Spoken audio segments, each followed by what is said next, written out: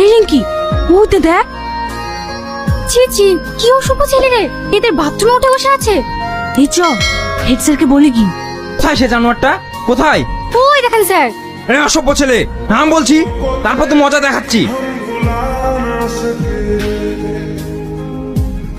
Sir, আপনার কথা তো শুনছে না, দোকানে গুতি মারবো।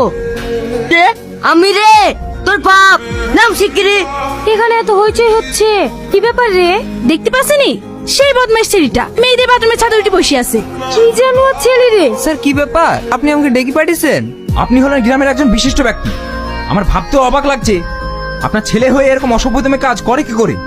কেন স্যার, আমার ছেলে কি করেছে? আপনার ছেলে মেয়েদের বাথরুমের ছাদে উঠে। থাক স্যার, আর বলতে হবে না, আমি সব বুঝতে পেরেছি।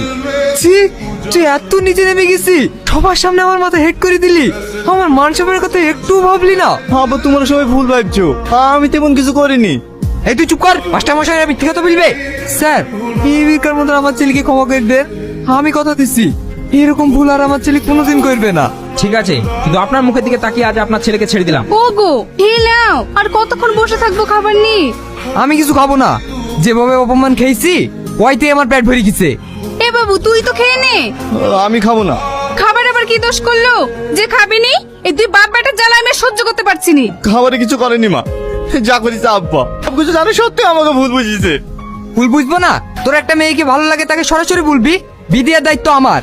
তা না করে রাস্তাঘাট মেয়েদের বাথরুম টাথরুম ধরে ধরে বেড়াস কেন? কারা আপনারা? আমরা কোর্ট থেকে এসেছি। আপনাদের যে বাড়িটা, এটি পিডব্লিউর আন্ডারে পড়েছে। এটা আগেও তো নোটিশ পাঠিয়েছি, আপনারা বাড়ি খালি করেননি কেন? আমরা গরিব মানুষ, আমার স্বামী বেঁচে নেই, আমরা মা বেটিতে এখন কোথায় যাবো বলেন তো? দেখুন, আমরা বা কি করবো, কোর্ট থেকে যেহেতু অর্ডার এসেছে আপনাকে বাড়ি এই মুহূর্তে খালি করতে হবে। কি ব্যাপার, বাড়িতে কাউকে দেখতে পাচ্ছিনি, আমার ঘরে তালা মারা, আরো সবাই কোথায় গেছে? ও চাচি শোনেন, কি হলো বাপ? বাড়িতে সব তালা মারা, আর সবাই কোথায় গেছে? ওদের বাড়ি ঘর সব খাসের জায়গায় পড়িছে, ওর ভাইরা সবাই দিল্লি কাজ করে, আজকে সবাই ওইখানেই চলে যাচ্ছে।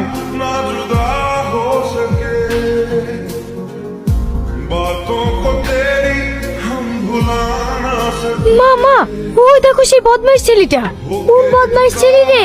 আরে তোমাকে বলেছিলাম না, সেই স্কুলে একটা ছেলে মেয়েদের বাথরুমের ছাদে উঠেছিল, সেই ছেলেটা।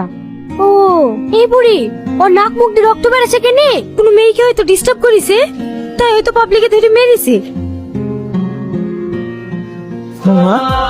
সালমা, সালমা, সালমা।